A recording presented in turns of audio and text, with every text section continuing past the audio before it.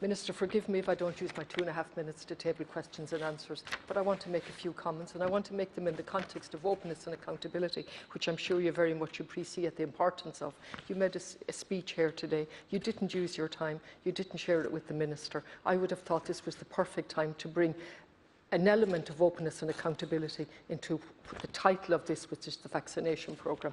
It is absolutely, I'll put it mildly, unfortunate that you didn't use your time to do that, because I'm on record many is the time of saying I have worked with the government with draconian legislation in return for maximum information, and we didn't get that today. In fact, you used your time again to acknowledge the wonderful work being done by the frontline staff, which I absolutely agree with. But let's put that aside, let's acknowledge that, and let's deal with issues, and let's have reasons. You failed to actually use your speech to deal with practical issues, such as in relation to the problems with spare vaccines and how they were used. I would have liked you to dealt with that. And in relation to vaccines having to be discarded because they were incorrectly stored. You didn't put your figures in context. You gave us figures which are very welcome, but you didn't put them in context of how many frontline staff are still waiting and many residential staff. That would be very helpful for us then to work through it and work with you in what is a pandemic and absolutely threatening.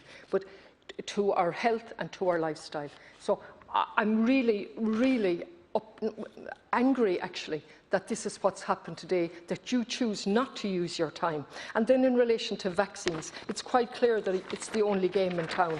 I would have thought vaccines were just part of an overall programme. I would prefer if that was a zero strategy. I agree with my colleagues on the left. That's what we should be aiming for, and vaccines should be part of that. I would have thought you would have come in here today and told us about the vaccine contracts.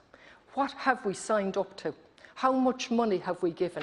You have actually an extraordinary sentence in your speech in relation to private sector innovation has merged with public sector investment to ensure the speedy development. What we have ensured, certainly, is the production of vaccines at a huge profit to the companies. It would be very helpful if we had a copy of the contracts, how much money has been put in, and details in relation to the indemnity. You've chosen to do none of those things, so it's difficult to have trust. And most of all, there's no overall plan with vaccines as part of that strategy.